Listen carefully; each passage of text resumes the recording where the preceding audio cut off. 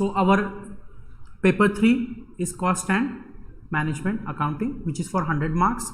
It's a purely practical subject. So let us first see what is the syllabus.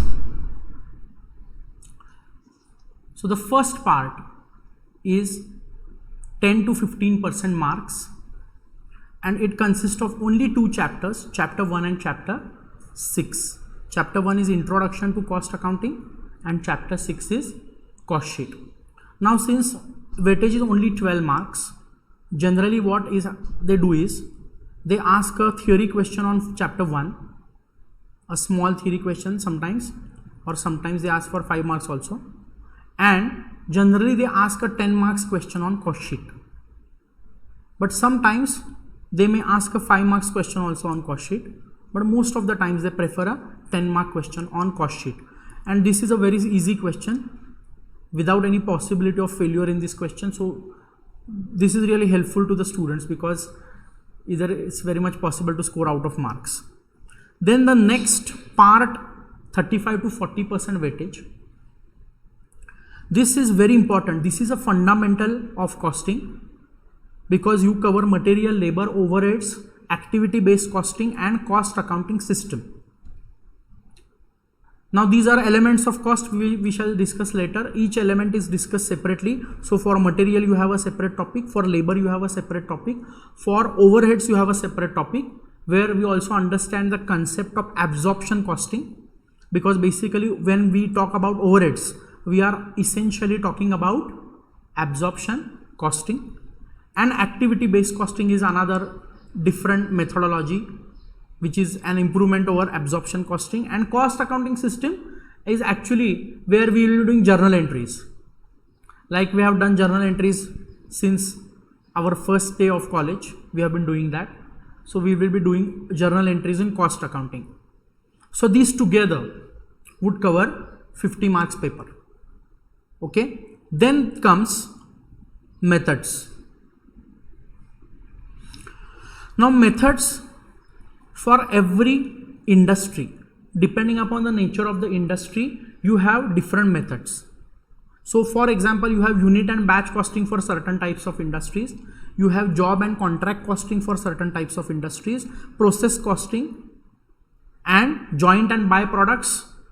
Now this is outcome of process costing. It is a subordinate part of process costing because through processes, sometimes buy products emerge, sometimes joint products emerge. So when they emerge, how the cost is to be segregated between them, that is we shall be discussing in chapter 11. And service costing. These together make up 25 to 30%. So important, all these topics are very important. And the last 22 marks, approximately 20 to 25, sometimes 25 marks also. Only 3 topics: standard costing, marginal costing, budget and budgetary control. Amongst these, amongst all these topics, generally standard costing is regarded as the most difficult one. Generally. And in standard costing there are so many formulas that you have to remember. That's what is the general perception. But here we have a different methodology.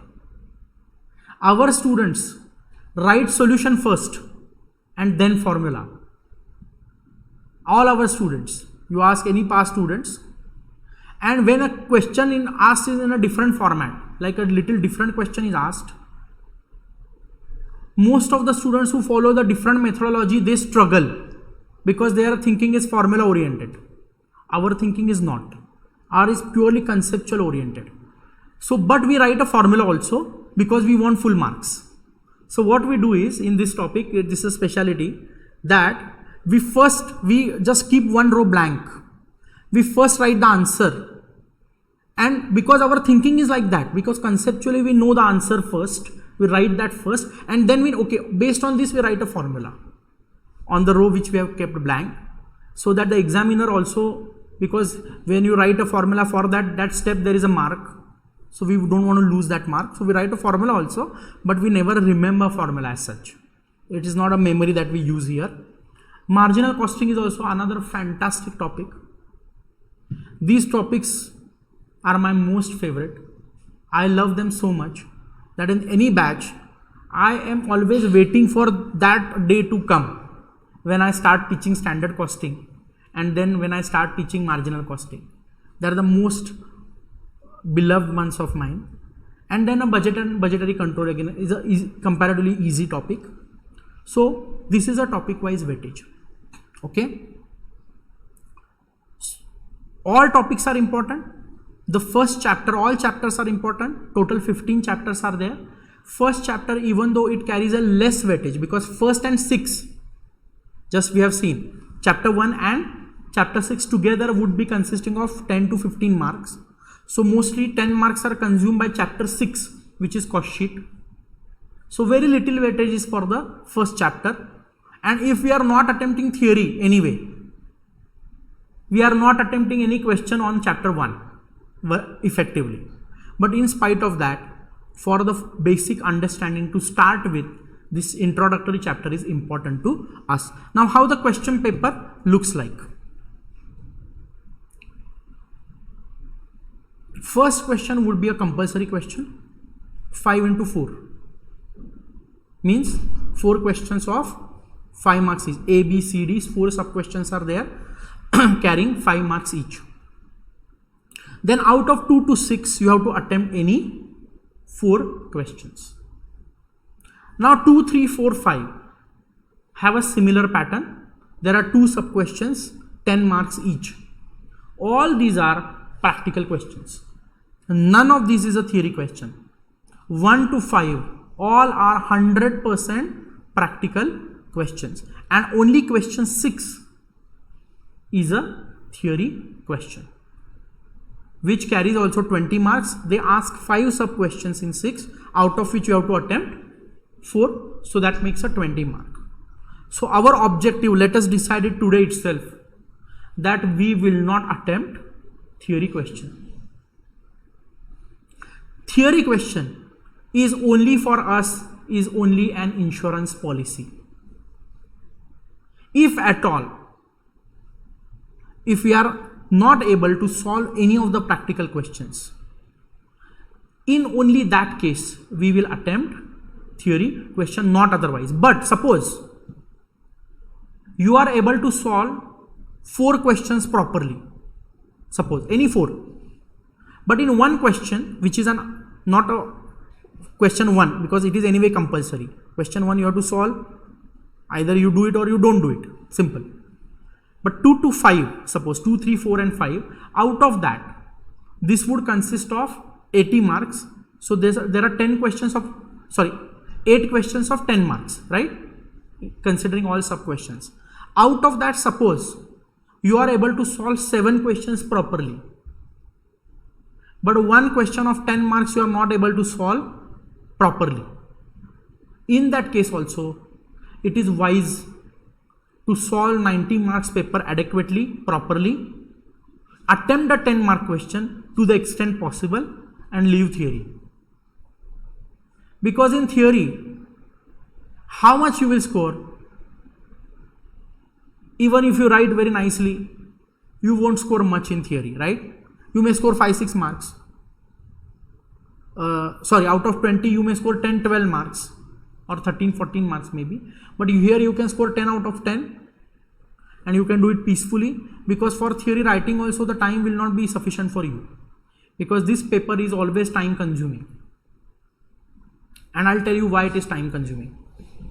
Because the questions do not have an organized pattern like accounts. Accounts, what you have? You know a pattern of the question. You know that when a question runs, last part is that you either pass journal entries, or you prepare ledger accounts, or you prepare a balance sheet. So that pattern, it is a structured kind of a question. You do some calculations in some of the cases, but the structured kind of a pattern in accounts. Cost accounting, it is not so. In cost accounting, what will happen is, every question will be different and the presentation format of every question will be different. So the basic problem is that we do not understand how to start. This is a problem most of the students face. They read a question and they keep on thinking, okay, what should I do first? Is this a step 1? Then what is step 2? This is a difficulty because the question is not organized pattern. Firstly, you spend little time on reading the question. And in cost and management account, what happens is a lot of time needs to be spent on reading, because reading is not only reading. You are completely evaluating every fact of the question and every minute detail. Every comma is important, every dot is important when you are reading for the first time. And then you understand that some of the things are not important. But before reading, you cannot understand. So you have to read carefully in 100%, with 100% attention. You have to read the entire question carefully. So suppose for a 10 marks question, how many minutes you have? 18 minutes. 17, why? 10 marks question, you have 180 minutes for 100 marks. Forget about the checking, you won't get checking time at CA inter level. That is not going to happen. You won't get that time. Utilize full time for solving, that's fine. Don't keep any time for checking. Keep 18 minutes for a 10 marks question. So out of the 18 minutes, what happens is, you lose at least 3 minutes reading the entire question. So only 15 minutes are left. Now, if you lose another 3-4 minutes in thinking how to present the solution, you are lost. No much time for thinking. While reading itself, it should be automatically, it should assimilate in your mind as to how I am going to do it in 3 minutes only, and then start. Because the solution part is also not very small. It is also big. So the problem most of the students face in this subject is, they know everything. They can solve any question, but they need a lot of time. And sometimes they need such a lot of time which you cannot afford. Like some of the students, you give give them a question in the classroom, they will solve it, and they will solve it 100% correct also, but they take suppose 30 minutes to solve that question. How is that possible in exam hall when you have only 18 minutes? So it takes a lot of practice to solve that question, read, interpret, think how to present, and actually do the presentation with correct content in 18 minutes. Okay, and don't plan to keep any extra time for cross checking. And what will happen if you cross check? Suppose you are left with 10 minutes and you start checking, and while checking you understand error has happened. What will you do? Can't do anything. You will correct it everything. Because if one step is wrong, entire solution is wrong till end. It's not that one correction, you have to do 10 corrections if one error you make. It is that subject. Error happened, leave. That can be only thing. You should attempt that error does not happen, but if it happens and you start correcting it, then it becomes even more difficult. You are lost in a vicious circle in exam hall. Because 3 hours means 3 hours. Simple. Not a second more. So you lose 10 minutes, it's like losing 10 marks. Can't lose time. So time oriented practice needs to be done for this subject. So but this will come at a later stage. Initial stage, your focus should be on understanding everything and building ability to solve any question that comes to you. Now,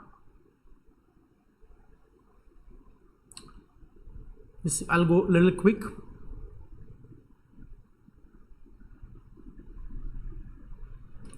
Institute provides you with study material, revision test papers, not now, but after a while it will come. Questions for practice they have provided, not for all chapters, for few chapters. Then mock test papers with solutions and suggested answers.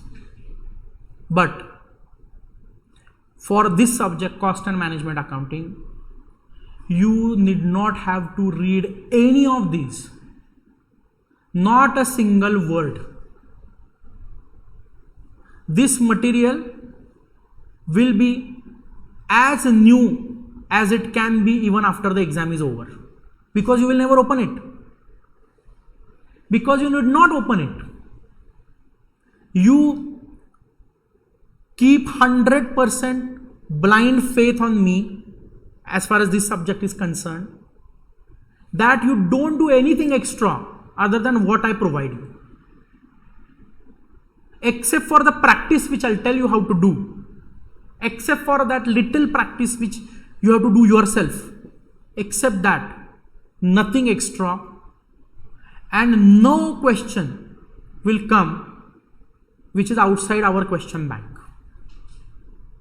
But don't expect that question is word to word same.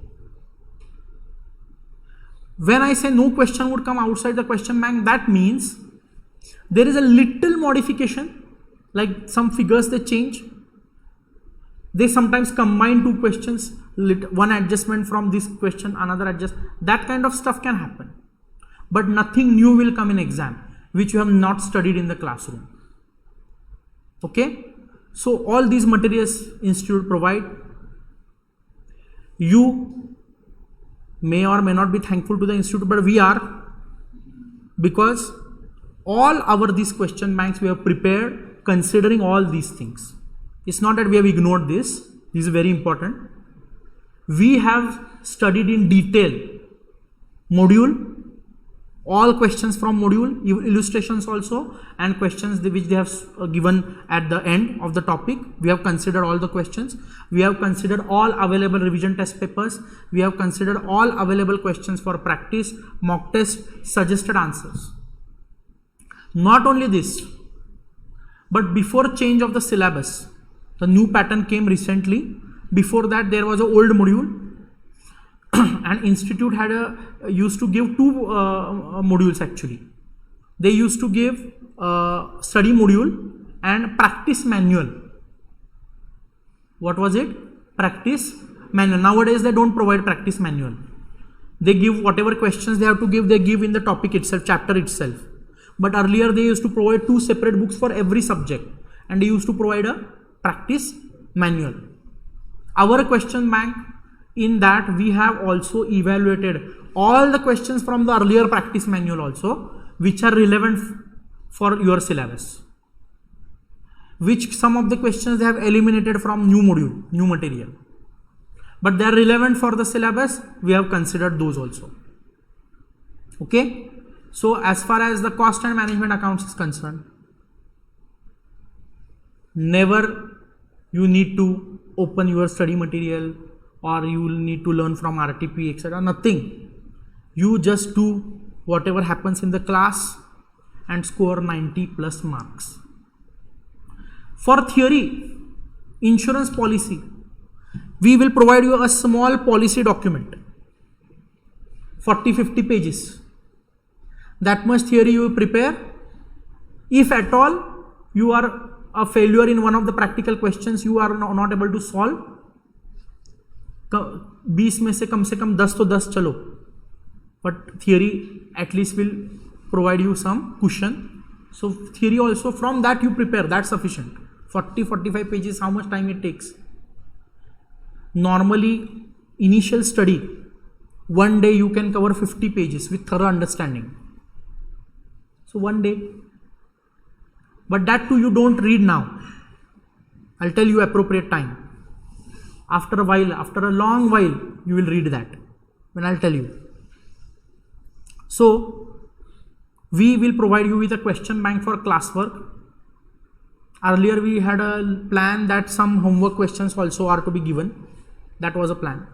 But then again we had a little rethinking. and then it was decided that as per our experience, generally students do not solve homework questions, and when we provide a solution, they are even more relaxed. Solution है बाद में देख लेंगे. So we have eliminated that, and all the homework questions we have incorporated in the classwork question bank itself. So sometimes a repetitive question might come, which again we will ask you to solve in the classroom itself, and solution if required will be provided. All solutions are there with us. Whenever required we can provide that. And theory notes, मैंने अभी आपको बताया, a small theory note, insurance policy. So we have covered everything. I have told you, and this also I have told you that none of the question was outside our question bank. Okay. Now this part is really essential, and please do this religiously. Okay. Question bank will be provided to you. It is ready. All copies are ready. You take your copies from the admin madam, Nilambari Kulkarni madam. You can take. You bring that obviously. Okay. Apart from that, you have to bring a notebook. Now this notebook will be very, very important to you, because we will not provide you the solutions ready-made for the questions that we solve in the classroom. So solution which is there in the notebook is a final solution. We will give you sufficient time. We will solve it together. Don't worry. Every question we will solve together. So whatever solution is in your notebook will be a final and correct solution. But then you need to maintain your notebook appropriately. It should be legible, clean. You should feel like opening the notebook. It should not be so dirty that in disgust you don't even think of opening it. That should not happen. So keep that in mind. Then it is better. This is optional. You may not do this, it's okay. But I would suggest that you carry a small 50 pages, small notebook. A small size notebook comes 50 pages only, that you bring in addition to the main notebook, and why I'll tell you. Now what happens is, in our main notebook, we always want a final solution, right? We want a final solution which we can refer to at a later stage when we are revising. But sometimes in a classroom, it is really essential that we solve few questions before we actually see the final solution. It is better to solve yourself. I mean, you are doing some calculations and telling me the answer, and then we are evaluating whether that answer is correct or not and what went wrong. So in that case, that whatever calculations you will do, it is not appropriate that you do in the main notebook, and it is not also appropriate that you do at the last page of the main notebook, because if your main notebook is so clean, why you are ruining the last page? Keep it clean till the end, and one last page won't be sufficient. So you again from reverse also you start doing calculations. No. So better have a small notebook, 50 pages. How much it is going to cost you? Nothing. So have that. So whenever rough work is to be done, we can do in this book. Blue and black both I would suggest you carry, because some highlighters, what happens is in exam we have to use a black ink pen. So we will, in the classroom also, we will use black pen only. Okay. But for some highlighters, some important points, which I'll tell you that this is important, and write this in blue ink. So in that case, what you will do is, you will write that in a blue ink. Okay. So for that, you carry this also. You also better carry one pencil, and it is not written here. Apart from that, what you should carry? Calculator. You have your own calculator, please. Okay, don't borrow it from others. Don't just copy the calculations, because anyway some students do it. They don't bring the calculator, and whenever the complicated calculation comes, they wait for the solution to appear on the screen, and then they write. This is not good for you because you need to practice it, calculating yourself and writing it. So you bring calculators also. And I think you know the standard. Institute allows the calculator of a certain standard. And normal all calculators are allowed except few which have some additional scientific these things, features, etc. So that you can see. Okay. So with this we will start our first chapter. Introduction to Cost and Management Accounting. So as a CA student, what is most important is you should always keep one question in your mind alive. Always. And that one question is why? That one question is why? Like a child, a small child, he asks everything.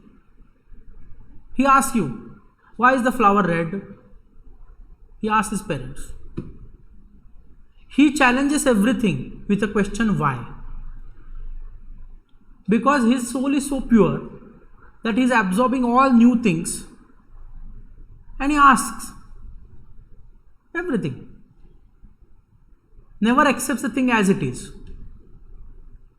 After a few days, as he grows up, he accepts it because he understands that as I don't know why the flower is red, my parents also don't know. Most of the things which I didn't know, they also don't know.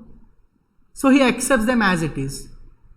He accepts it as a fact, matter of fact. But we shouldn't be doing that. We will always keep this why alive. I'll tell you what happened to me is since at CA inter level I resorted to self-study module and I did not have any tuitions or classes. So for many questions I could not find the reasoning why this is so, why this is so. I just was unable to find. I still managed to clear, but I kept all the questions alive in my brain. I thought that maybe at this level few doubts still remain, but when I move to next level all these doubts might eventually get cleared. And they got cleared. Okay, so why is a very important question. I'll give you an example. Suppose you are studying income tax. Okay, then for every section there is some logic, some reason. You should challenge that. For example, when you are studying business income, profits and gains from business or profession, there is a definition of business income. It is defined under section 28. You should challenge that also. Why is it so defined, or why it is defined? Business income is business income. Why do you need a definition? Then you understand a little about why you need a definition. You challenge every clause. Why this clause? There are many sub clauses in the definition of business income. Why this clause? You challenge everything. And if you do that, any subject, for conceptual clarity, it won't be a difficulty for you. Okay, so we start with the first question. Why cost and management accounting? When you already have financial accounting. You are doing journal entries, debit what comes in, credit what goes out. Then you are doing ledger posting. Then at the end of the reporting period, at the end of the year maybe, you are closing all the ledgers, preparing a trial balance. From trial balance, you are preparing income and expenditure or profit and loss account, a balance sheet. Then, because so many accounting standard or Ind AS for that matter are applicable, you are doing so many disclosures, you are making so many provisions. If you are a corporate entity, the Companies Act is applicable. Companies Act requires you to do so many things, right? So, when you already have so much of the financial accounting in place, You are preparing annual report. Have you seen annual report of any company? Any listed company annual report? नहीं, सिर्फ joke से देखते हो. You should see one annual report. I show you. I have it here also. If you see the annual report, it consists of so many pages, maybe 200, 300 pages it is. It consists of auditor's report, director's report, financial statements, and so many other disclosures and other enclosures are there.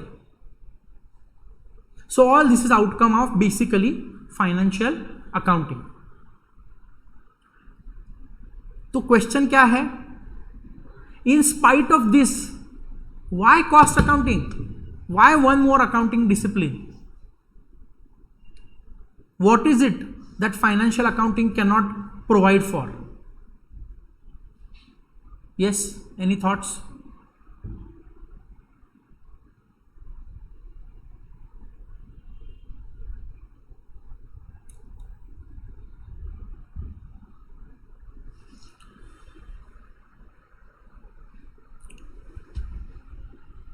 Yes? To minimize the cost. So tell me, to minimize the cost, how financial accounting will fail and cost accounting will be successful?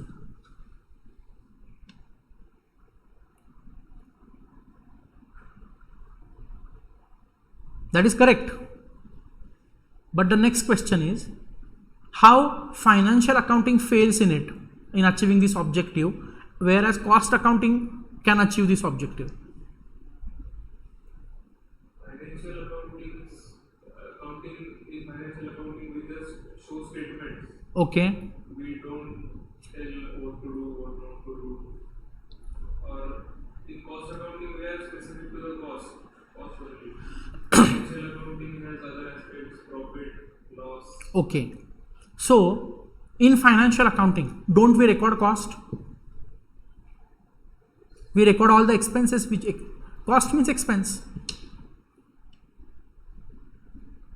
But yes, what you are saying is right. In financial accounting, we cannot identify cost of every product. Now, to take example, suppose, let's take an example of wages paid to workers. Okay. What is a journal entry that we make in financial accounts? Wages account debit to cash or bank. Suppose there are two production departments, production A, department B. Both wages goes to same account. Yes. Suppose there are workers in a foundry, there are workers in a machine shop, there are workers in a packaging department, testing department. All the wages goes to the same head. Then if you have to identify the expenditure product wise, suppose you are manufacturing 3 products, product 1, 2 and 3. Can you identify product wise cost in financial accounts? Because we do not record it that way. We just record expense as an expense, income as income, asset as asset, and liability as liability. Okay? Correct. Anything else? But in cost accounting we are doing that. So what we are going to do is, in cost accounting, every item of cost or expenditure, we will be identifying that with a particular product or a particular department or a particular job or a particular batch or a particular contract or a particular service assignment, as the case may be. And these all are called cost objects. What do we call them? Cost objects. So we are going to identify a cost of a cost object in cost accounting, but not in financial accounting we do this. So that is one thing. Anything else?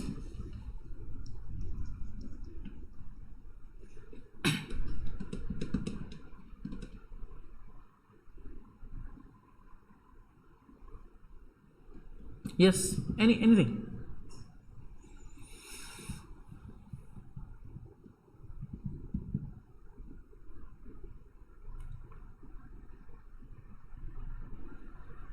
What it is that cost accounting does, which the financial accounting doesn't.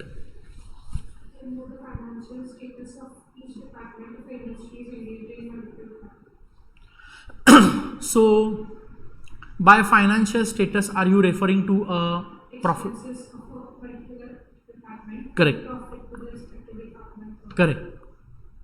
So, for example, suppose entity in a multiple products, manufacturing multiple products, and suppose one or two products are actually returning losses. Entity is not getting profit out of these two products, but other, suppose 10 products are there, 8 products you are getting profit, 2 you are not, but in totality when you club all together you are in profit.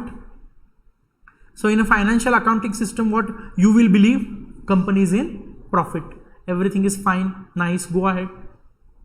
But if it is cost accounting which will provide you information that these two products are returning losses, you should either correct its cost, reduce its cost, increase its selling price and sell, or if that is not possible, just discontinue these two products. Because our ultimate aim as a business entity is what? Profit maximization. So by discontinuing loss making products, our profit will increase. Correct? So for profit maximization, whatever decisions we need to take, we cannot take without cost accounting in place. Okay? So with this in mind, that we agreed to the basic question that even though there is a financial accounting in place, we still need cost accounting and management accounting for various purposes. Right from product costing to pricing decisions to planning, coordination, budgetary control, so many things are there. Cost control, cost reduction also, we need cost and management accounting in place. Okay, we move ahead. Now this person, Michael Porter, he is known for his theories in economics, finance and management accounting. He says, in a competitive world, if a business has to survive or if a business has to do well, business should be focused on 3 things in a competitive world. One thing is product differentiation. What is it? Product differentiation means your product in respect of its features, in respect of its parameters, in respect of its quality should be different from others. That is one you should be trying. Second is cost leadership. What it is? Cost leadership. Now what is cost leadership? Understand this. For any entity, suppose you are in a cutthroat competition, then selling price is something which is very difficult to touch. Meaning, for example, suppose you are in a tire business, vehicle tires. Now there is a cutthroat competition. Suppose there are 10 manufacturers producing same type of tire. Okay, and there is a certain price. Suppose a 4-wheeler tire you are charging 3,000 rupees per tire. Now you realized that the cost of manufacturing that tire is very high.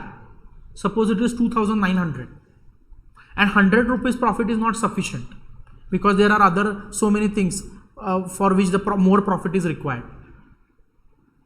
So the simplest decision would be increase the price. 3,000 रुपये cell कर रहे हैं हम, 2,900 cost है, सिर्फ 100 रुपया मिल रहा है और मुझे चाहिए 300 रुपया कम से कम, 200 रुपये से प्राइस बढ़ाओ, 3,000 make it 3,200. But that may not be possible because if you make it 3,200, customer will shift from to the other companies because of the very high competition. They will say, no, I won't pay 2,200 rupees extra. I have other options. Your sale will come down. So in that case, what is important is cost leadership. Means a system where the costs are properly recorded, analyzed, and ultimately a goal of cost reduction is achieved. Ultimately, it is the goal that you minimize the cost. So that is the optimization or minimization of the cost for which a leadership is needed in the entity, and he gave importance to the cost leadership. And lastly, focus. So basically he gave three important things, which is three important dimensions of a competitive strategy. One is product differentiation, other is cost leadership, and third is focus. Now this focus relates to both. Focus on product differentiation. Focus means a core competence on that particular aspect, and also focus on cost leadership. If you do that, you can still survive in the competition. So this is all he had to say. Just quickly go through.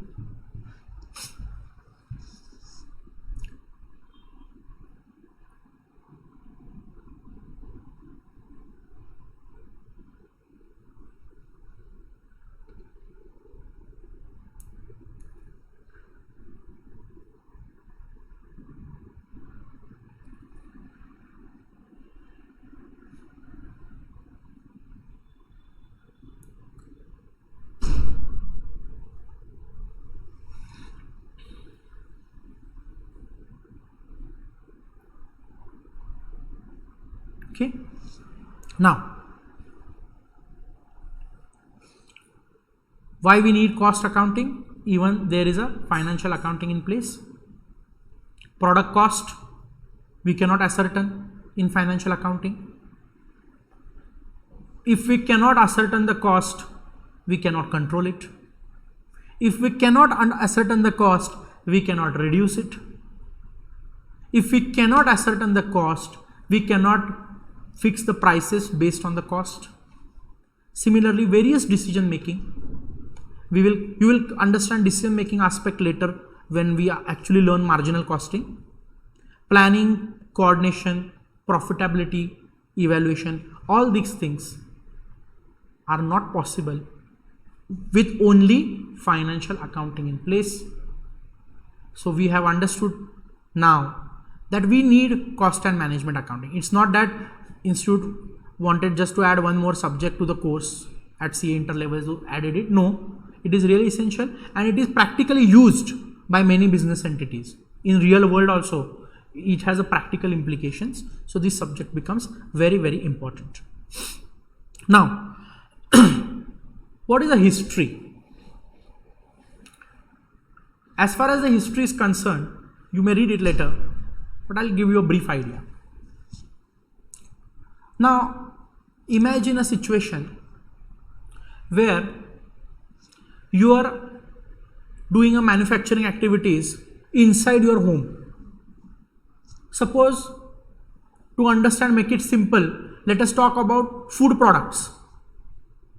Okay, you are making some wafers or some farsan items, etc. at home, and you are making a small packets of say half kg, etc., and selling it in the market.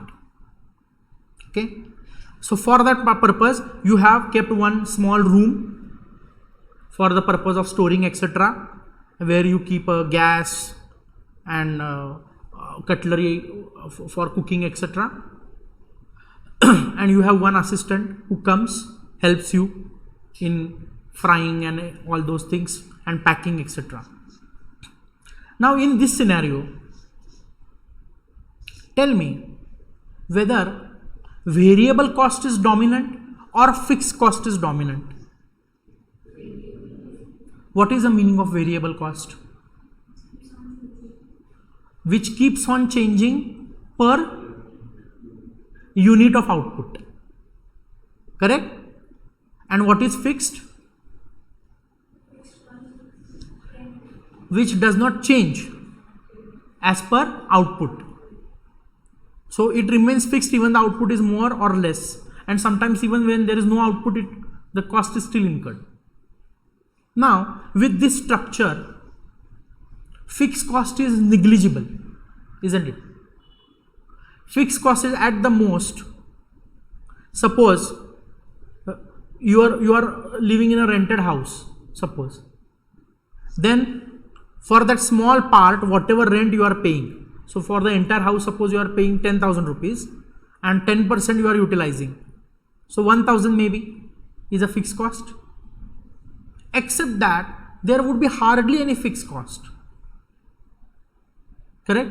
Because the assistant is coming, his wages is a variable cost, raw material which is required for the purpose of food stuff that you are doing, that is also a so when there is no much fixed cost involved, costing is very simple, isn't it? Even a housewife can do this costing. She can tell you that a banana wafers half kg would need say 10 rupees of bananas, 5 rupees of oil, 2 rupees of salt. I am not sure whether this amounts are correct or not, just hypothetically I am telling you. I am not an expert in making chips, but suppose, and some other spices, turmeric, etc., whatever, she can tell you. Now you tell her importance of cost accounting. We should do cost accounting, product costing, batch costing, हमको करना जरूरी है वगैरह. She will tell you, mind your own business. Keep it to yourself, don't teach me. Right? Because she doesn't need a cost accounting in place. But suppose, imagine, you are working in a bigger factory, you are making banana chips, but you are packaging it, Ruffles Lays, एक बार खाओगे तो खाते रह जाओगे. No one can eat just once. If that is the structure you are having, and you are manufacturing in tons, then how you will be manufacturing it? In a home? Of course not. You will have a factory. Now for everything you might have machines. From cutting to frying, you will have fryers also. From drying to packaging, most of the activities will be carried out by machines. There will be a storage space, correct? Then you will spend a lot of money on marketing, advertisement, so many things you will do. This will happen in a very different manner.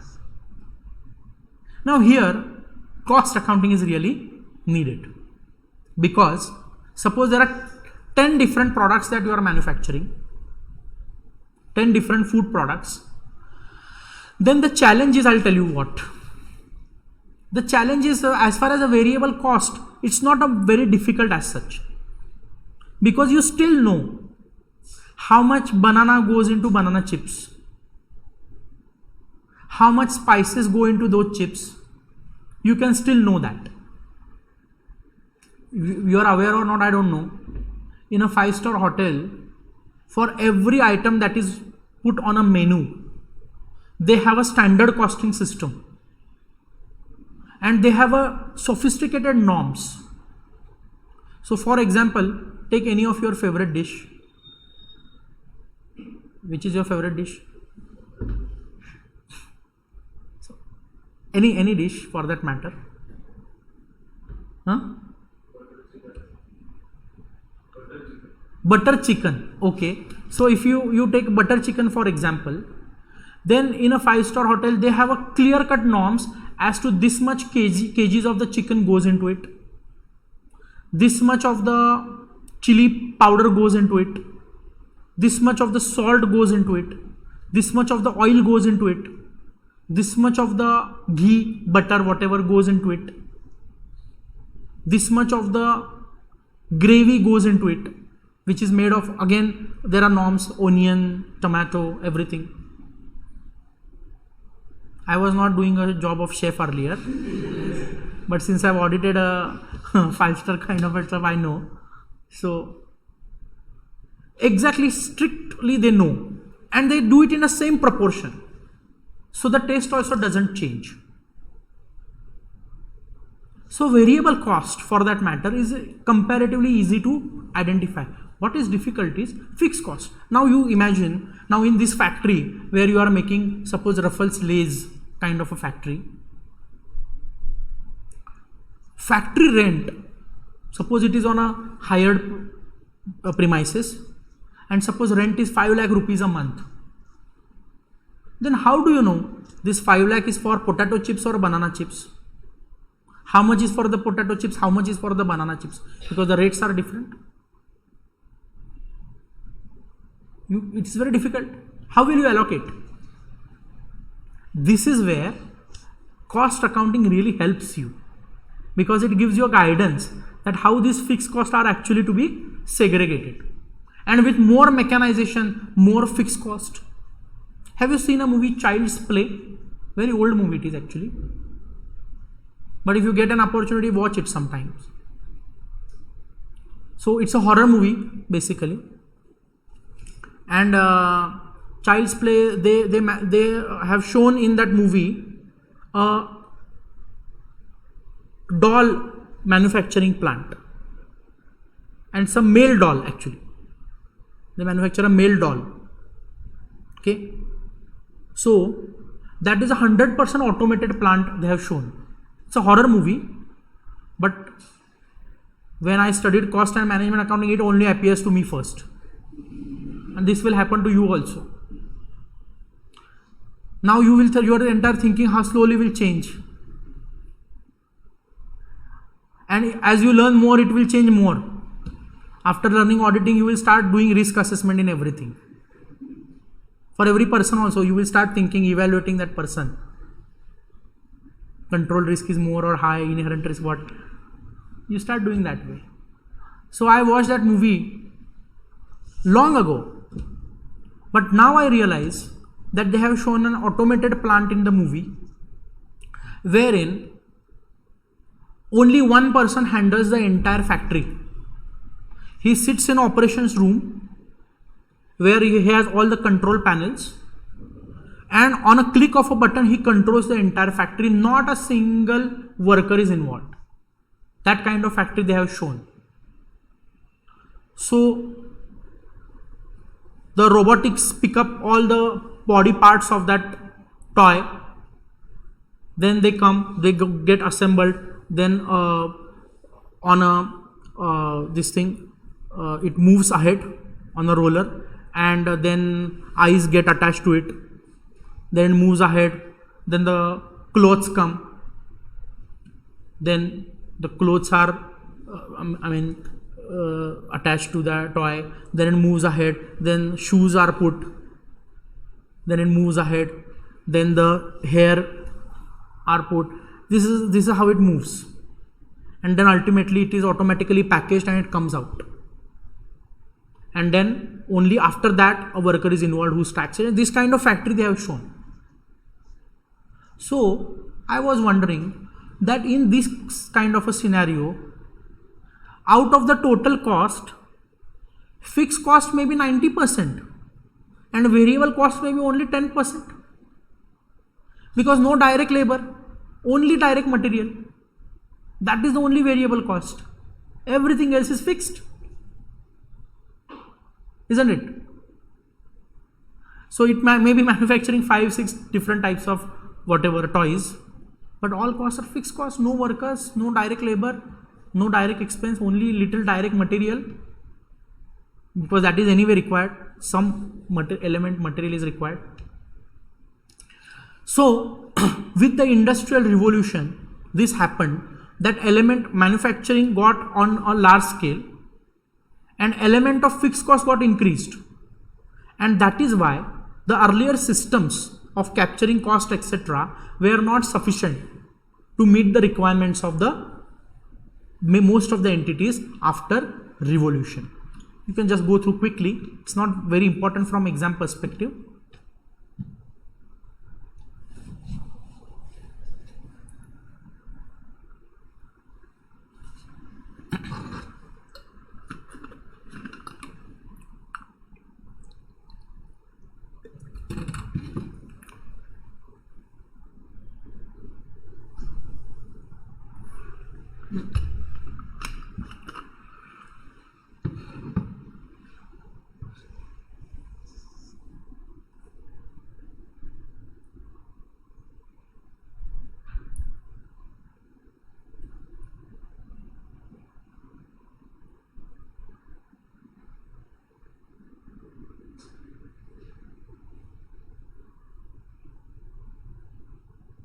Okay, so this is a little history, and it has a long history. So it started long ago, and it took several years to be in this form which it is today. Now, I have been using a term cost accounting, sometimes management accounting. There are generally 4 terms which are used. One is costing, another is cost accounting, another is cost accountancy, and management accounting. Though these appear to be similar, they are different. Okay, they are different. So first, costing. What do you think is the meaning of costing? You can tell in Hindi or whatever, not in English necessarily. Costing का क्या मतलब है? Simple, to ascertain cost. That is the meaning of costing, simple. So it is a process of technique and process of ascertaining cost is costing. But cost accounting is necessarily different from costing. What is cost accounting possibly? Accounting matlab recording, correct? So it starts with recording of costs and it ends with reporting. So in cost accounting, we account for all the cost in a systematic manner, and we ultimately achieve whatever cost reports or cost analysis we need to achieve. Then what could be cost accountancy?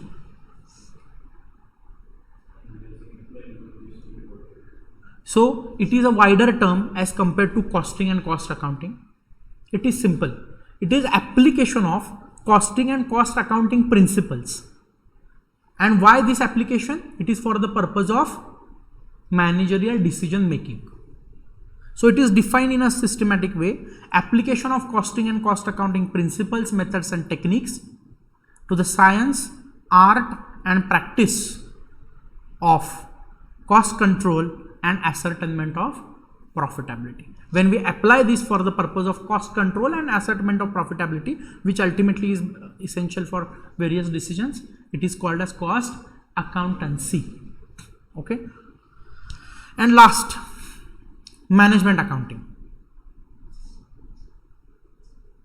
It is even a wider term. Now it generally consists of everything. If you have to talk of subjects, management accounting would cover not only cost accounting but also financial management, which you have in group 2. So basically what it is, see, any entity, what is the ultimate purpose of any entity, business entity or sometimes even non-business entity, is to create a value for shareholders, isn't it? See, profit maximization is a goal which ultimately leads to wealth maximization. But why wealth maximization? Ultimately, what is wealth maximization? It is creating value for various stakeholders, isn't it? So when you thrive to create the value, to increase the value, to preserve the value, and for that matter you apply the principles of costing and financial management, then this entire thing is called as a management accounting. So management accounting is even wider in scope. It would cover everything. तो product costing है वो भी management accounting में आएगा, cost accounting भी आएगा, cost control ascertainment of profitability which is basically cost accountancy purpose वो भी इसमें आएगा, and various strategic decisions, business decisions for enhancement of shareholders value, that also would be covered in management. So this is a definition you can read.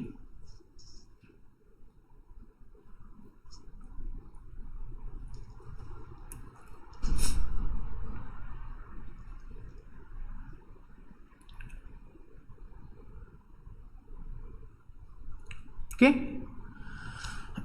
So understand this is important only from theoretical perspective, but we should know the concept. The definition you can learn. If sometimes they ask define one mark costing, cost accountancy, they may ask but again it is only theoretical importance. Our main objective is to not to solve the theory question, but still we should understand it. Now we'll go ahead. Very easy. Objectives of cost accounting. By now you are also able to tell. अभी तक जो हमारा discussion हुआ है, on that basis you can tell. बताइए. Ascertainment of cost. Okay. Reducing. So can we say reducing cost? Cost control and cost reduction. There is a difference. We will come to that. There is a difference between cost control and cost reduction, which we will discuss. So तीन हो गए. Ascertainment of cost, cost control, cost reduction. Anything else? Profit maximization. Okay. Decision making. Okay. Pricing. Okay. So from exam perspective, remember these points. Number 1, ascertainment of cost. Number 2, determination of selling price and profitability. Cost control and cost reduction, and we will discuss in detail the difference between the two. Assisting management in decision making by providing relevant information. Okay, these are the 5 points. Can we repeat once? First one was ascertainment of cost. Second, determination of selling price and profitability. Cost control, cost reduction, and decision making by providing relevant information. Means cost accounting provides a relevant information which helps the management to take decisions. These are objectives. Scope of cost accounting, if they ask a question, cost accounting में क्या क्या cover होता है? उसमें first चीज cover होती है costing. मतलब कॉस्टिंग का क्या मतलब है? Ascertainment of cost. Then cost analysis, मतलब we apportion the cost various department wise and we analyse it. We will see in detail also. Cost comparisons means what we do is we fix the standard cost for most of the things. Standard cost is something which we are trying to achieve, and we compare it with the actual, and whatever is the difference we try to find out the reason why difference. Control, cost control and cost reduction, we will go ahead for a further discussion. Cost reports, various reports like MIS report जिसको हम बोलते हैं ना, management information. MIS report, cost report is one part of MIS reports. And last is statutory compliance.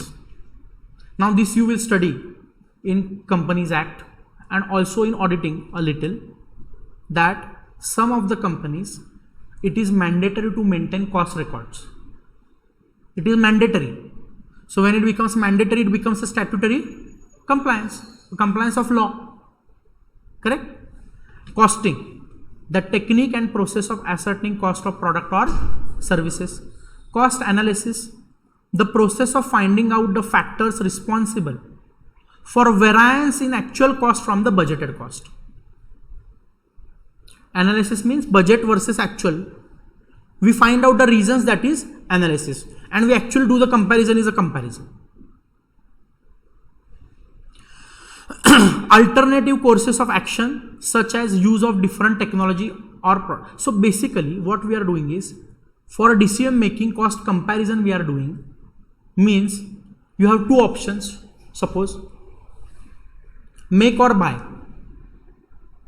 You can manufacture in-house. Suppose some intermittent material is required, raw material, which you can manufacture also, or you can straightway buy from the market. Alternative courses of action.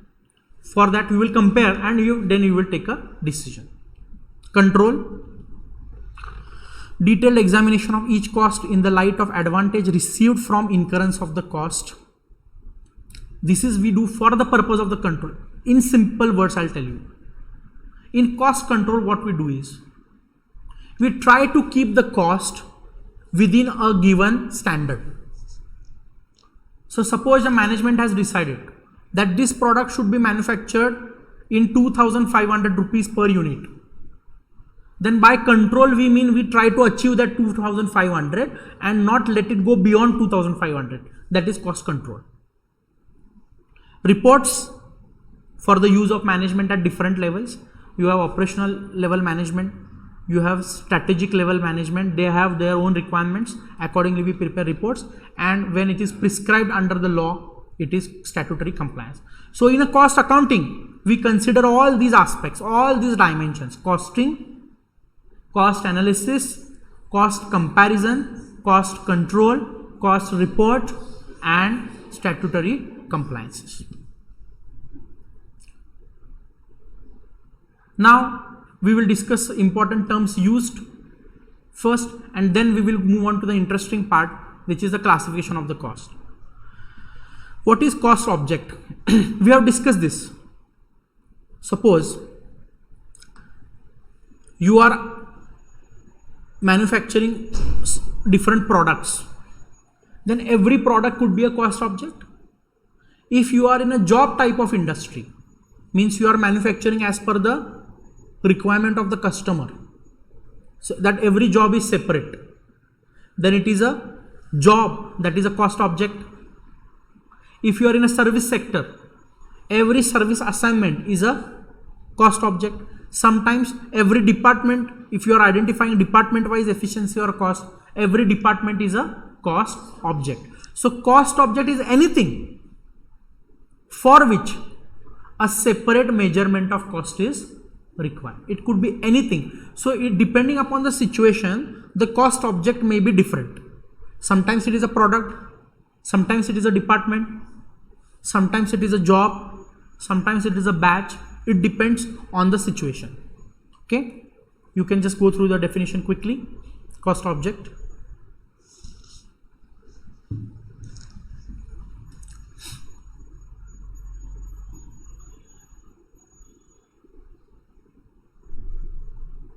Okay, the next one is cost unit. It is very easy. Suppose your output is in kilograms. Kilogram is a cost unit, so it could be kilograms, liters, if it is a length, meters, whatever. Cost unit, simple. Sometimes combination of these word is used. So I'll give you example. Suppose you are in a transport business. Suppose goods transport. Okay. Then weight of the goods carried is a cost unit, or a distance traveled is a cost unit.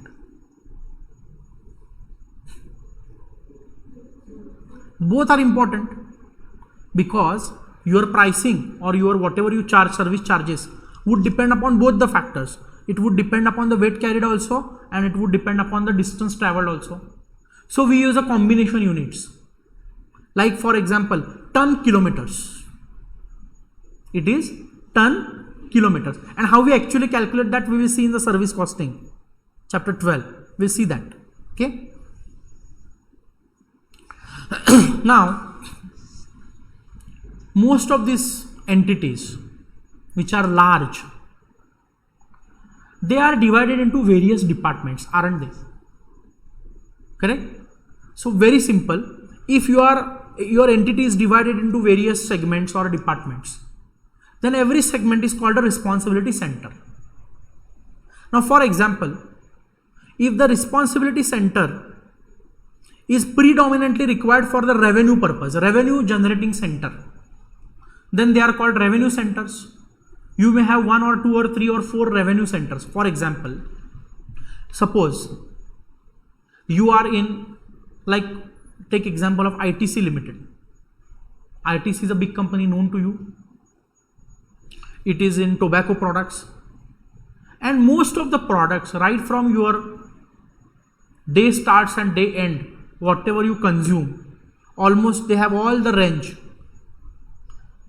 bathing soap, cosmetics, eatables, food items, clothing, accessories, almost everything.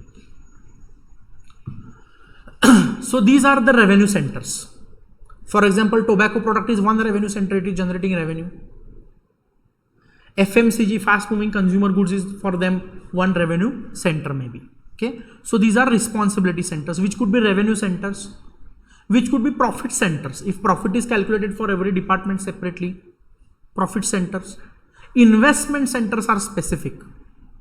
Now when you are making a capital investment, that department is responsible for making an investment, then it is called as a investment center. And for us, the most important are cost centers. So cost center means a department for which costing is done. Simple. Okay. So that is what is for which the costs are captured. That is a cost center. So sometimes we get confused about the cost object and cost center. You may have one cost center wherein multiple jobs are produced. Every job is a cost object and one department is a cost center. So cost center is placed at a higher level where you capture cost, and ultimately those are identified for every cost object. But don't worry, there are little minor doubts I know right now because we are at a very initial stage. As we move ahead and learn more in detail, all doubts will be cleared and you will understand in detail what it is. Okay. Cost center is the responsibility center which is held accountable for incurrence of costs which are under its control. And this concept, it is defined cost driver, but we will keep this on hold. We'll just read it. The cost driver is a factor or variable which affect level of cost. For example, number of purchase requisition. But for the time being, we'll keep it aside and we'll learn this concept in detail when we learn activity based costing. It is a concept related to activity based costing. Okay. Examples of cost objects. Product. You can just go through the examples: smartphone, computers, cars, books. Service. The cost object may be an airline flight from Delhi to Mumbai. This one flight or one route may be one cost object. Concurrent audit assignment for a chartered accountant. One assignment is one cost object. Utility bill payment facility. One facility, one segment of service is a cost object. Project, it can be like metro rail road project. It can be an activity like quality inspection, placing of orders. It can be a process, oil refinery process, or melting in mills, this process, or it could be a department. Okay, these are various examples of cost objects, and depending upon the situation we select which cost object is relevant for us. Now examples of cost units you can go through. Automobile, number of vehicles. Cement, either how many tons or how many bags. Chemicals, liter, gallon, kilogram, ton. And I believe I told you the difference between this liter and pint and gallon in the demo lecture. What it is?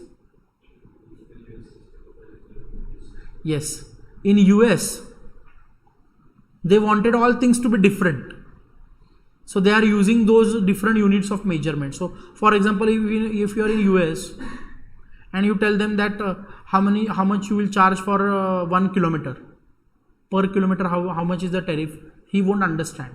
That person won't understand. They will understand only in miles because they don't use kilometers there. So they kept everything different. So they don't use liters. Their milk you don't get in liters, you get in pint, 1 pint, half pint, like that they do. So the higher measure is a gallon, and they have a very different, even their English words are different, even the spellings are different if you are aware. Like for example, labor, UK English we spell LABOUR, US English they spell LABOR. Organize, UK English ORGANIZE, US English SE. So some spellings are also different. Color, COLOUR, UK English. US English, COLOR. So if you are using a Microsoft Word, etc., and you type a COLOUR and you have not changed a default setting, then it will show that as an error. You make COLOR, it will show as a correct spelling. But COLOUR is not wrong. You have to change the language settings from English US to English UK. Then it will show COLOUR also as correct. So that's how they wanted the things to be different. They kept it different. Simple. Gas in cubic feet. Brewing. Brewing is basically liquor making. Manufacturing of liquor. Barrel. Brick making, generally 1000 brick is 1 unit. Nobody goes and buys 10 bricks. They generally buy in multiple of thousands. Coal mining, ton. In engineering, a contract or a job maybe. Hotel or catering, per room, per meal.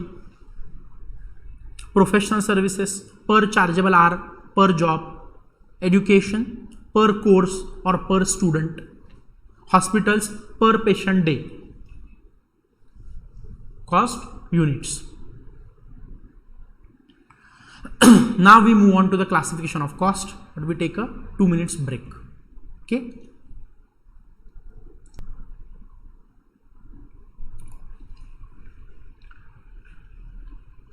We have a classification based on nature or element. We have a classification based on function of cost, which we call as a functional classification. We have a classification based on variability, based on controllability, based on normality, and for managerial decision making. Now, one by one we will see how the costs are classified. But before we see that, by element wise classification, we have a threefold classification. We have 3 elements of cost, and you might be aware. What are these? Material, labor, and expense. Not overheads. Material, labor, and expense. Functional classification is a cost sheet based classification. Prime cost, direct material, direct labor, direct expense, prime cost, etc. We'll see that. By variability or behavior, you have fixed cost, variable cost, or semi-variable cost. By controllability, you have either controllable cost or uncontrollable cost. And for managerial decision making, there are various terms which we'll see. It is not a classification as such. These are various terms used like opportunity cost, imputed cost, etc. We will see one by one. So first let us go by, very important, is a element wise classification of cost.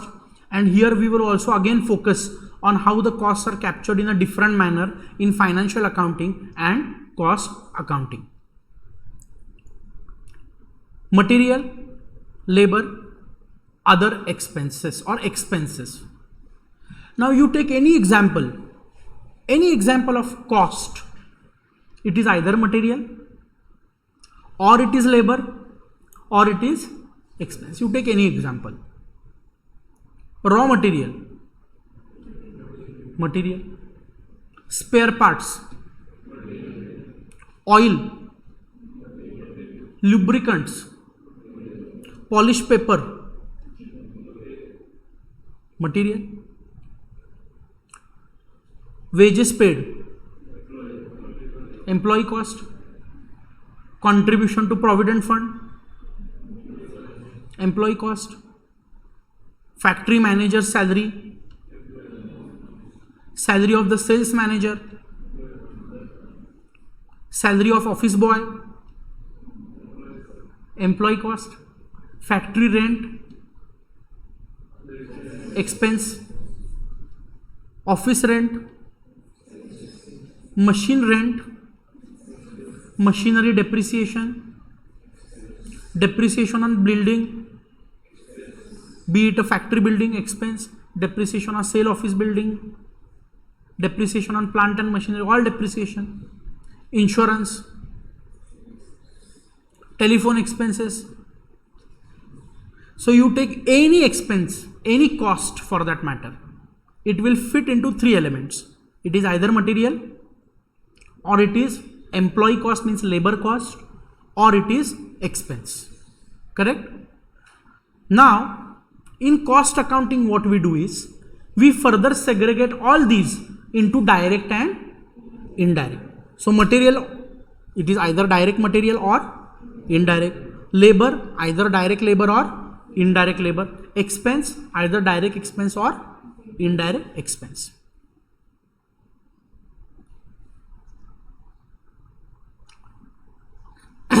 Example, raw material, direct or indirect?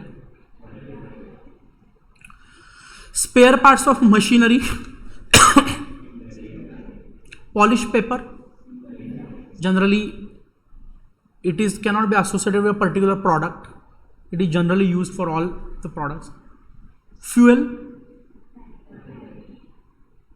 no, suppose coal is used as a fuel. Coal, for example, is a material which is used as a fuel.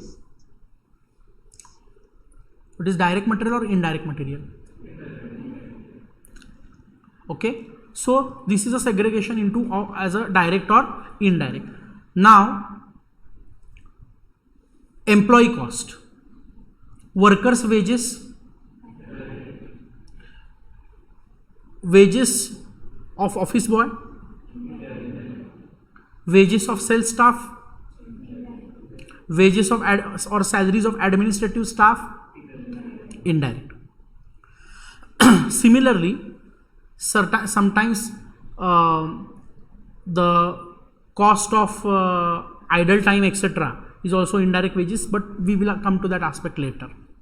And expenses, royalty paid on manufacturing, direct expense, but almost all other expenses are like factory rent, factory insurance, office expenses. Most of the office, all the office expenses are indirect. Okay, so for anything you can have a segregation. Sometimes there is a thin line, direct or indirect. Sometimes there can be little confusion also, but most of these can be segregated either into perfectly direct or perfectly indirect expenditure or labor or material.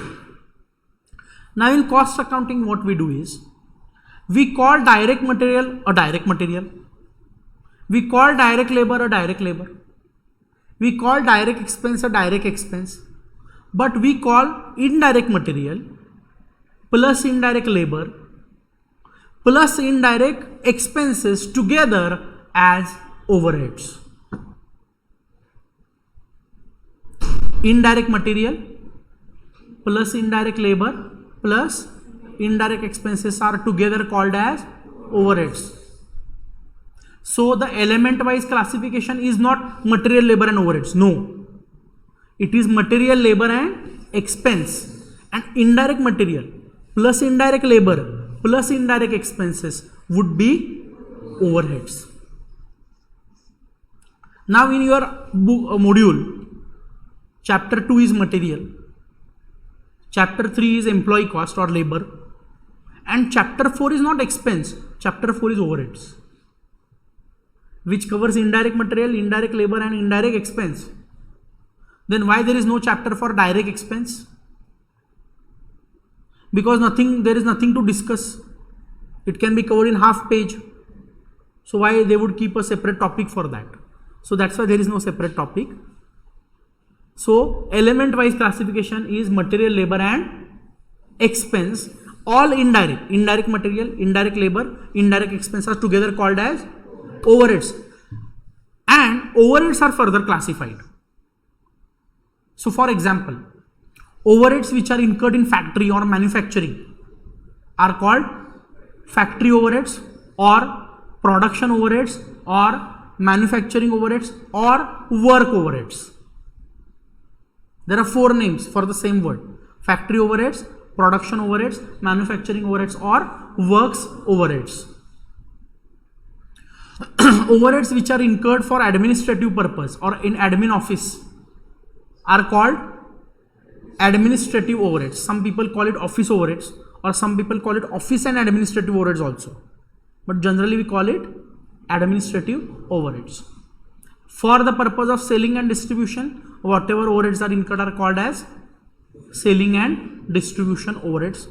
Few people classify selling overheads separately and distribution overheads separately, but most of them club them together as selling S&D overheads, selling and distribution overheads. So it is a classification like this. Now how is the difference? I'll tell you. In financial accounting, workers' wages goes to employee cost head account. Supervisor salary also goes to employee cost account. Overtime wages, overtime premium also goes to employee cost. Managing director salary also goes to employee cost. Sales office salary or sales staff salary goes to employee cost. In cost accounts, if it's a direct wages, it is debited to direct wages. If it is indirect wages, it is not debited to employee cost. It is either debited to production overheads if those overheads relate to the factory. It is debited to administrative overheads if those employee costs relate to the office administrative stuff. And if those are selling and distribution staff, they are debited to selling and distribution overheads. So financial accounts में एक ही head है labour cost के लिए, employ cost. Here it can either go to direct wages, or it can go to production overheads, or it can go to administrative overheads, or it can go to selling and distribution overheads. Depending upon its function, it will go. One more example. Suppose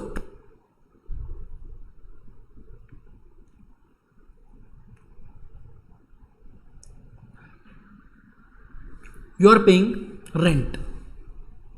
Simple example, rent. Now, in financial accounts, or for that matter profit and loss account, factory rent also goes to rent rates and taxes account. Administrative office rent also goes to rent rates and taxes account. Sales office rent also goes to rent rates and taxes account. But in cost accounting, factory rent will not go to rent account. It will get debited to production overheads account. Sales office rent will get debited to selling and distribution overhead account. And if it's an administrative office, it will go to administrative overhead account. Same is the case with the insurance. In financial account, you have insurance as a separate head. So factory insurance, or plant and machinery insurance, or stock insurance, or vehicle insurance, whatever is the insurance that relates to the business or any asset, we will debit insurance account. In profit and loss, we will show that as an insurance. Simple. But in cost accounting, we will not have a separate head for insurance. If it's a factory insurance, it will go to which overhead? Stock insurance will go to which overhead? No, production only. Because stock is related to the production, stock insurance will go to plant and machinery insurance, production overheads. Insurance of office equipments, administrative overheads. Insurance of delivery vans, selling and distribution overheads. So this is a fundamental difference in approach. So in financial accounting, we are more concerned with the nature of the expenditure. Insurance है या rent है या tax है या क्या है. But here we are interested in this classification, whether it's a direct material, or it's a direct labor, or it's a direct expense, or it's a overhead. And if it's an overhead, what kind of an overhead? It's a production, or it's a administrative overheads or selling and distribution overheads. Is that clear? So this is a fundamental difference. There are more differences also. Otherwise it's not same, but this is a basic difference. So for example, just not a very 100% correct accurate example, I have just taken one random example of bicycle. All these bicycle parts, suppose you are buying, like a frame, a saddle area, front seat, wheel, pedal, etc. Then all these are direct material, isn't it? So we identified this way that it is a direct material. But in financial account, we have purchase account for everything. Whatever purchase material which is tangible, which is seen, which can be touched, we debit to purchase accounts unless it is a plant and machinery. Unless it is a capital expenditure, everything. So raw material also debited to same account.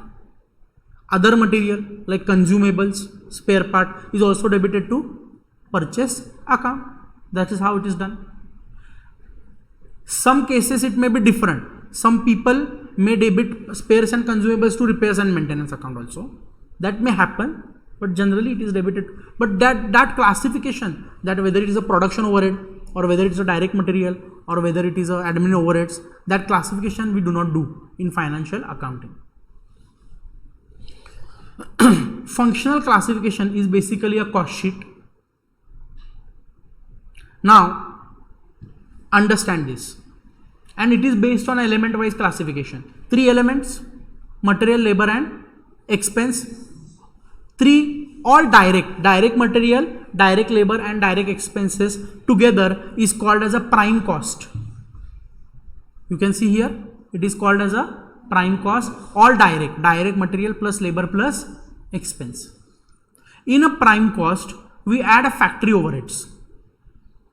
In a prime cost what we add is a factory overheads, and we come across a factory cost or works cost. It is called as a factory cost or works cost. In works cost we add administrative overheads to calculate cost of production, and in cost of production we add S&D, selling and distribution overheads, to get cost of sales. So functional classification by function is prime cost, factory cost, cost of production and cost of sale. But this is a very primary form of a cost sheet. We are going to study a detailed form of a cost sheet later, because in this cost sheet we have not considered opening and closing inventory. What about opening raw material, stock of raw material? What about opening stock and closing stock of WIP?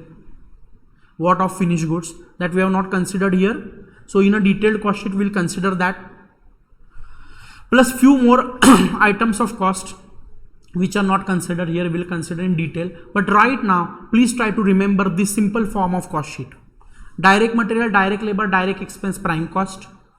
Add factory overheads, factory cost or works cost.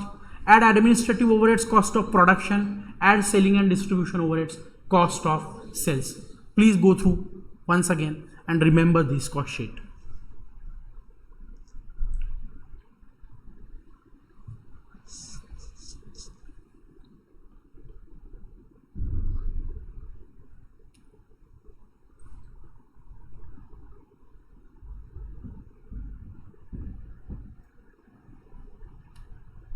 Okay, we shall study a more detailed format later, but for now this is for a functional classification, it is sufficient. Now by variability, fixed cost, variable cost and semi-variable cost. Give me one example of fixed cost. Rent. Why it is fixed? Because it is for the place where we do production. Unless we enter in place, it is fixed. So it is fixed because whether you produce 10 units in that place or whether you produce 1000 units, the amount of rent is same, isn't it? That's why it is fixed. Give me one example of variable cost. raw material, direct material cost. You produce more material required. Produce less material is required. So semi-variable will come to that later. Generally, we segregate the cost into either fixed or variable. Even for that matter, some semi-variable cost, we further segregate them into fixed and variable for analysis purpose. But here, I would make one statement and you tell me whether you agree to the statement or not. Fixed cost is variable per unit and variable cost is fixed per unit.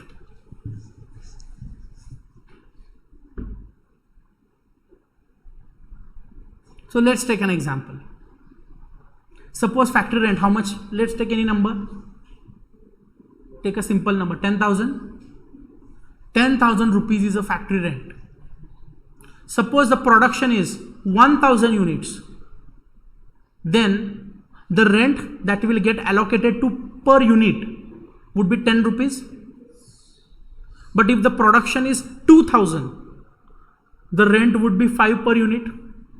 If the production is 5,000, rent would be 2 per unit. Clear? 10,000 divided by 1,000, 10,000 divided by 2,000, 10,000 divided by 5,000. Clear? So that means as the production increases, the cost per unit reduces, changes. So I said fixed cost is variable per unit. Now let's talk about a variable cost. Suppose for producing 1 unit, raw material of 10 rupees is required. Okay? How much raw material is required? 10 rupees raw material is required. So that means for 1,000 units, how much would be the direct material cost? 10,000. For 2,000 units, 20,000. For 3,000 units, 30,000. But per unit would remain 10. Always. So variable cost is fixed per unit and fixed cost is variable per unit, meaning given an amount of fixed cost, as the production changes, fixed cost per unit changes. But variable cost per unit does not change. So I said variable cost is fixed per unit, but fixed cost is variable per unit. And now why I said this? Just for creating some time pass or fun? No. This theory that fixed cost is variable per unit and variable cost is fixed per unit, we are going to use on multiple occasions. In many calculations, this should be in our mind that fixed cost is variable per unit and variable cost is fixed per unit, and you will come to know this later. Okay, so suppose we draw a fixed cost graph. X-axis and y-axis is a methodology we draw. On x-axis, suppose you have output, production, and on y-axis you have cost. How the graph would look like? It would look like a line parallel to x-axis because it doesn't change whatever is the level of output. So it would look like this. Correct? Fixed cost curve would look like this. Variable cost, if we draw, it is exactly proportionate to the output, it will change. So it would look like this. Correct? Variable cost would look like this graph. Now what is a semi-variable cost? That is fixed plus variable. So you have studied, I think, a step variable cost at earlier level, wherein the graph looks like a steps. Is that a semi-variable cost? It is not. It is a step variable cost, which is different from semi-variable cost. Now in semi-variable cost, what happens is a certain part of the cost is fixed and certain part of the cost is variable. Certain part is fixed and certain part is variable. So what happens is the cost changes as the output increases, the cost also increases, but it increases less than proportionately. Understand this. In a variable cost, what happened? Exactly proportionately. Suppose it was 10 rupees per unit. Exactly proportionately in multiples of 10 it will increase. Simple. So if the output increases by 100%, cost also will increase by 100% naturally. It is variable cost. If it was a fixed cost, output increases by 100%, cost doesn't change. But in a semi-variable cost, it might happen that output increases by 100%, but cost increases only by 40%. Then it is a semi-variable cost. And whenever the cost is semi-variable, since for our analysis, for our calculation, we always want a segregation of fixed and variable, because you will understand that later, unless we have a fixed and variable, we cannot calculate. With semi-variable, we cannot do further calculations. So whenever a semi-variable comes, we break it down into fixed and variable. So semi-variable curve doesn't look like steps. It looks like this.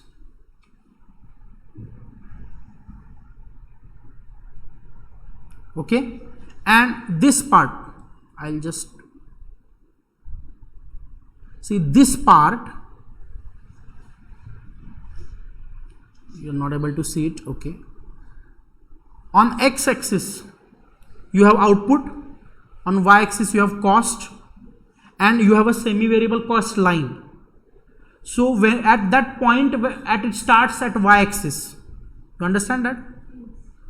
That is a fixed cost. Okay, where the semi-variable cost line intersects y-axis, that point is a fixed cost. Because if you draw a perpendicular line, it would give you a fixed cost line. So understood the difference between fixed variable and semi-variable? Clear? Okay. We will also see later on how we segregate the semi-variable cost into fixed and variable. There are certain methods. We shall see that methods later. By controllability, you have controllable and uncontrollable. Now I'll tell you, for any department, whatever the costs are incurred in that department are always controllable. Controllable doesn't mean fixed or variable. It doesn't mean that fixed is uncontrollable and variable is controllable. No. Whatever cost is incurred for that department, and I am suppose the owner of that department, I am the owner of that process. So for me, it is a controllable cost. But suppose I am talking about, let's say, an assembly department. Okay, and in my factory, suppose there are 3 departments. One is a foundry department, suppose. One is a machining department, and one is assembly. This is my favorite example. I generally take this example because it is easy to understand. So from foundry, a casting is made, then a machining is done on that in a machine department, and finally various parts are assembled together to give a final product, assembly department. So suppose you are thinking of any of these 3, let's say assembly department, and there is one tool room. There is one tool room which is like a service. It consists of all the tools and equipments, and as it is required for every department, they issue them. And there are certain tool room expenditure. So for a tool room, there will be certain expenses like some lighting and heating, some salaries, etc. Now this tool room is not a production department, is it? Your product comes out either from these 3 departments, or sometimes a product of one department goes into another department. But from tool room, there is no finished goods that come out. It is just servicing these departments. So the tool room expenditure are allocated to these production departments. Now suppose a part of the tool room expenditure is allocated to my department. Suppose I am in an assembly department. Then that allocation, that amount, is it controllable to me? Because it is outside to me. It is external to me. It is not within me. Whatever is within me, I can control. Isn't it? In a spiritual world, they say inner engineering. The happiness or misery, it happens within yourself. External things you cannot change. So how these external things impact you depends on you. It is said that no one can hurt you without your permission. So suppose somebody comes and says 1,000 words. You are a fool, you are an idiot, you are a stupid, you bloody go to hell. And you are like, thank you so much. You are happy. That can happen because whatever is within you is controllable. But what he is saying you cannot control. It is exactly the same. Okay? So it has nothing to do with fixed or variable. It is when the external departments or external costs are allocated to you, that is not controllable. That is called as uncontrollable. Read this. Controllable costs. Cost that can be controlled typically by a cost, profit or investment center manager. For example, direct cost comprising direct labor, all, and some of the overheads are generally controllable by the shop level management. And uncontrollable, which cannot be influenced by the action of a specified member of an undertaking. For example, share of tool room expenditure, which is apportioned to a machine shop, is not to be controlled by the machine shop foreman. How he can control it? It is happening external to him. So that is the only thing. Okay. So it's not that uncontrollable cost means a cost which will be incurred anyway. It's not. It's for a department specific. Whatever external that is not beyond his control is uncontrollable. It doesn't depend on whether it is essential or not. It's not that suppose for a finished good direct raw material is required and a person say no, it is a controllable cost, I will not issue the material. Then you say no, you have to issue material. How will production will happen? Then you say if I have to issue the material, it is uncontrollable cost to me. No, it's not like that. Essential is essential. You can't avoid it. So uncontrollable or controllable. Controllable doesn't mean avoidable. Okay? Controllable doesn't mean avoidable. There is a difference. And the last point we will see, and we'll take a lunch break. Okay? By normality.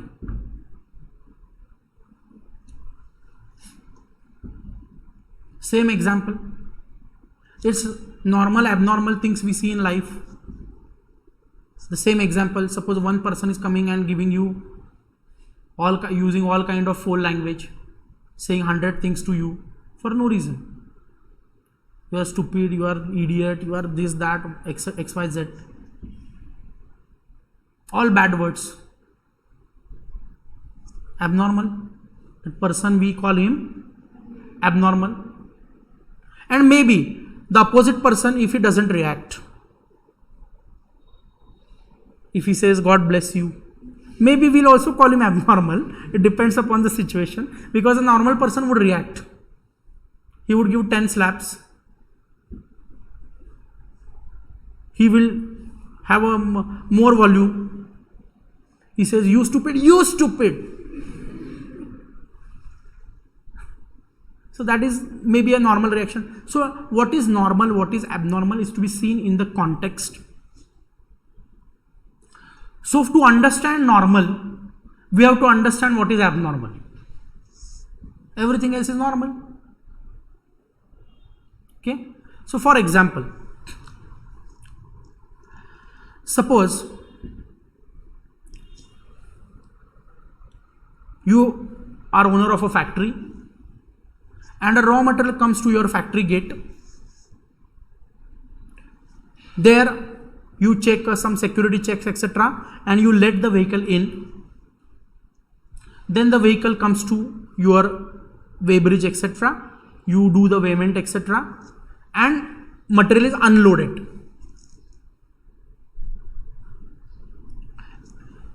And when it is unloaded, other formalities are completed, and the one who is transporting your goods, the goods transport agency, charges you freight.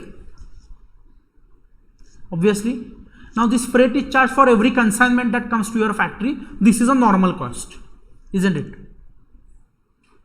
But suppose a vehicle comes to your factory gate, and for any reason there is no availability of the labor, or some workers have gone on strike, or there is a miscalculation in your ordering, your godown is full, you are waiting the godown to become empty because there is no possibility of unloading the material without creating some space in the godown, and because of that you make the vehicle wait outside your factory gate for 10 days.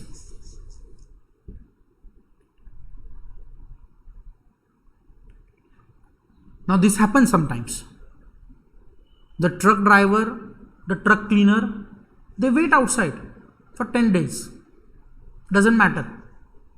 Means obviously they will get irritated, etc. But it is a part of their life that they wait. They manage their things. They are given allowance for food, etc. That is not an issue. But they wait. And after 10 days do you let them in. Now your goods transport agency who is charging you freight will be really unhappy. They will say 10 days you made us wait. So you will pay me extra penalty now. This is generally called as a demurrage. DEMURRAGE. They will charge a demurrage, extra cost, which is not normal. It's not normal that you pay demurrage in every consignment. It is very rarely that it happens because of certain situation. So this is abnormal cost. Understood?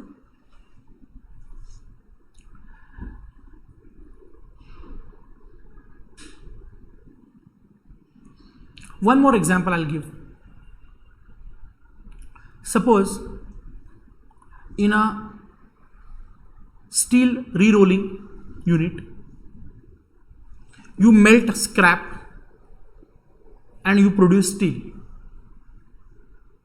Suppose you melt 100 kg.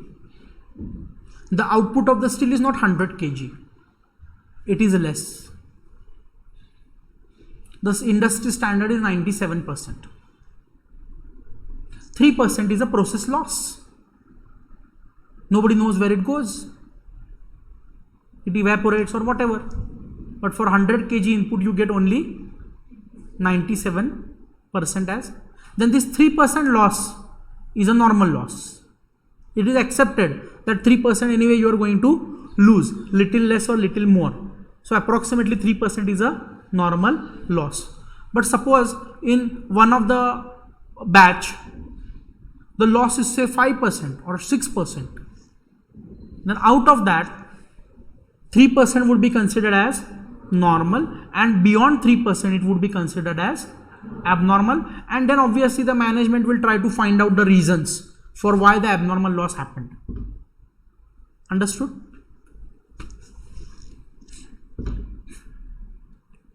Now they say, the last sentence you may read of abnormal cost, it is charged to costing profit and loss account. Abnormal costs are charged to costing profit and loss account. Then you might be wondering that all expense ultimately have to go to profit and loss account. All rivers ultimately will go to sea. Ultimately go and meet sea, right? End of the river is a sea. Any river. So end of any expenditure is a profit and loss account. That's true. But the point here is they directly go to costing P&L account. And other costs, they go to cost objects first. They go to the product cost or they go to the job cost, or they go to the batch cost, or they go to the process cost first, and then ultimately as a cost of sales they get debited to costing P&L account. But these abnormal costs are never charged to the product, are never charged to the job, they are directly transferred to costing P&L account. Why? This one point we'll discuss and we'll take a lunch break. Why? Why abnormal costs are charged to costing profit and loss account and not to the cost object or product, etc.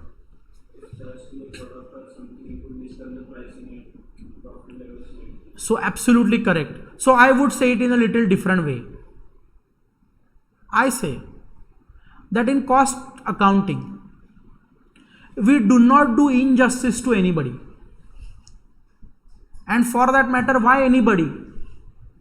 We do not do injustice to even non-living things.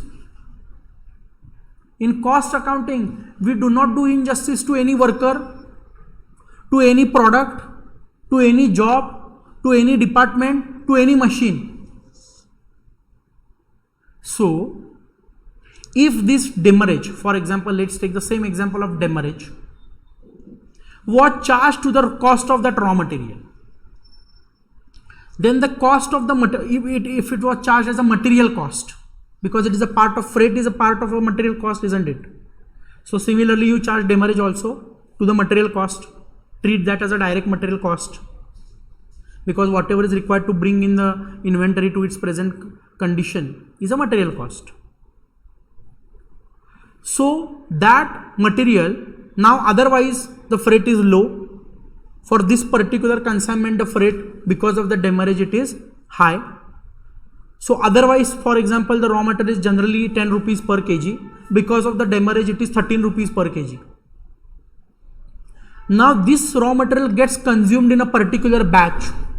The cost of that batch increases as compared to the other batches.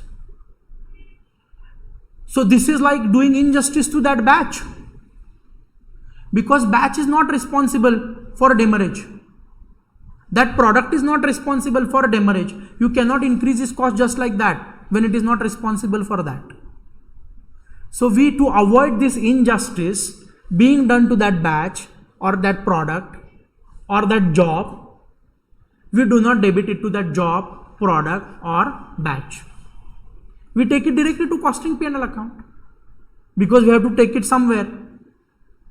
So we take it to costing. So basically we do not charge the abnormal cost to the product. So he said in a more technical manner that there would be a price differentiation and profitability, whatever you said, but I said it in a simple manner, no injustice to any product. Okay, so that's why we do not charge abnormal cost to the product. Okay, we'll wait for the lunch break.